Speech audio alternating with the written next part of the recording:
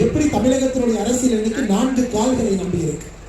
லஞ்ச ஊழல், குடும்பாட்சி, சாதி அரசியல், அடாவடித்தனம். இந்த 4 கால்களை நம்பித்தாங்க ஐயா நாற்காலியிலே முதலமைச்சர் அமர்ந்திருக்கின்றார். இந்த 4 கால்களை உடைத்தால் தான் உண்மையான வளர்ச்சி வரும் ஐயா.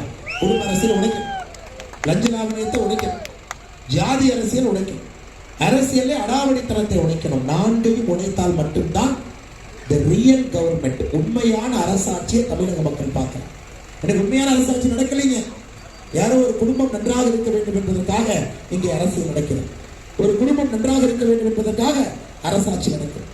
மக்களின் மீது எந்தவித அக்கறையும் அடிப்படையிலே கொஞ்சம் கூட ஏழை மக்களின் மீது ஈரமோ பாசமோ பண்போ காதலோ இல்லாத ஒரு முதலமைச்சர் மு.க. ஸ்டாலின் அவர்கள் ஆட்சியில் அமர்ந்திருக்கின்றார்கள். யார் எப்படி நன்றாக இருந்தாலும் சரி.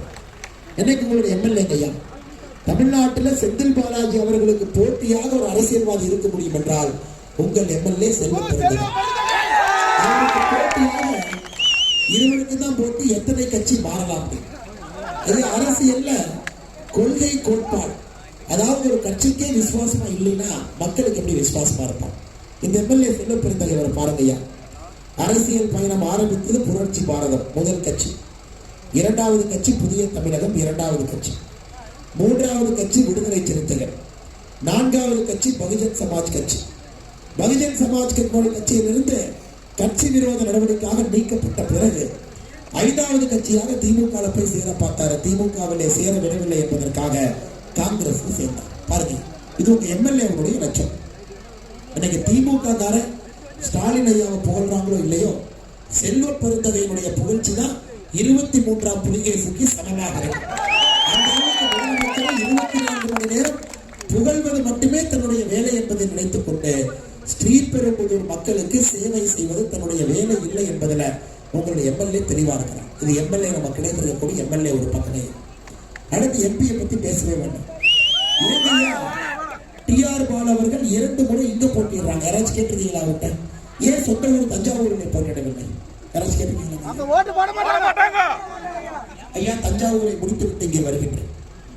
தஞ்சாவூர்ல எல்லா வருடமும் கூட ஏப்ரல் 9 என்கின்ற நாள் கரி நாள், பிளாக் டே.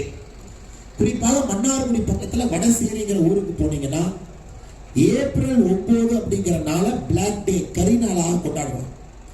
நான் 2-3 ஆண்டுகளாக கேட்கிறேன், ஏங்க கொண்டாடுறேன்? ஐயா, வடசேரி மன்னார்குடியில 2010 டி.ஆர். பாலு அவர்கள் ஒரு சாராய ஆலை அமைக்கிறதுக்கு தயாராகிறார். அங்க இருக்கக்கூடிய விவசாய பெருமக்கள் அதை எதிர்க்கின்றார்.